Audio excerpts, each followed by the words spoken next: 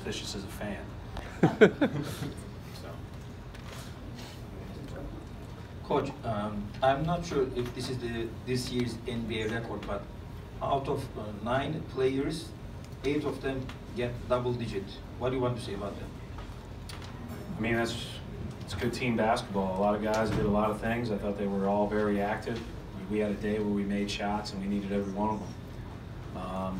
You know, obviously, I think Oklahoma City plays as hard as anybody in the league and comes at you nonstop for 48 minutes, and we needed all those points from all those different guys. I thought we got a lot of good performances.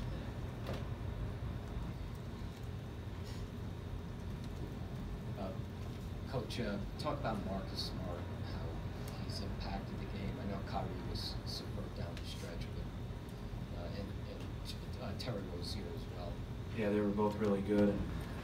And Marcus's little run at the end of the third quarter probably cut into Terry's minutes a little bit because he was going to go in for him. But both guys were really good. Both guys were really engaged. And, you know, I thought Terry's three, after they made that little comeback, was huge. Just kind of pushed it out. Now, you never felt comfortable with the way they were coming at us. Coach, they were really physical in half-court defense. It seemed like you guys were trying to get out and run as much as possible early on. How important was establishing transition to set the tone early? Well, I think both teams really wanted to run. We've been trying to emphasize it more. I still don't think we're where we need to be, if you know, or where we can be maybe. But you know, they killed us in transition. In the first half, they had 26 points. I don't know what they had in the second, but it sure felt like they were coming at us the whole day. Whenever you're playing against really good defenses, you know, if you can get a few easy ones, that's helpful. Coach, along those same lines, two teams entered today tied for second in the league in defensive rating.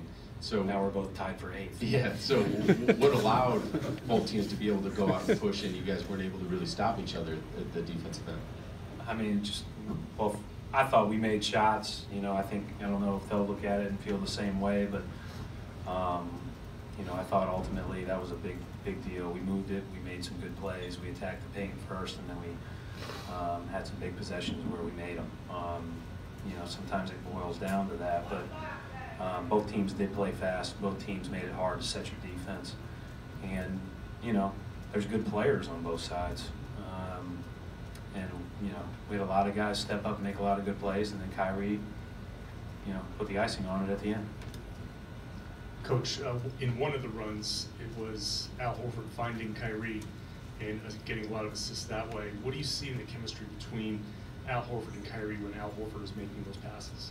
It's been pretty good for the last year and a half.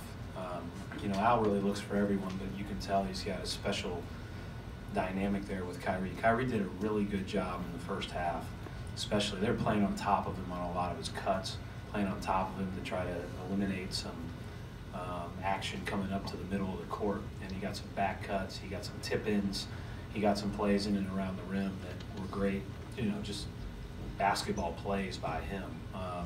But then him and Al, you know, on the side and high picks, those are things that have been good to us for the last year and a half, and I thought they did a good job of that again against a good pick-and-roll defensive team. Right.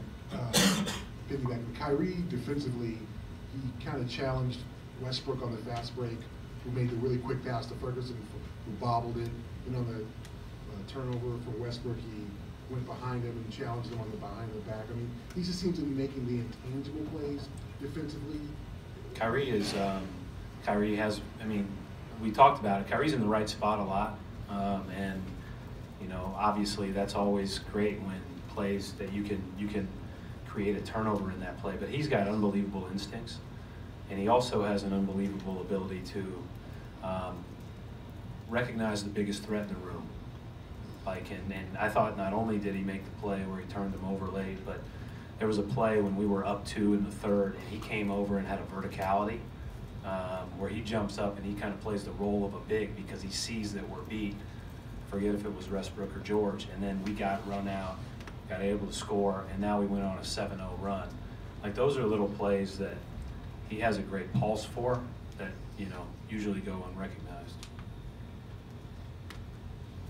Thanks. Thanks, Coach.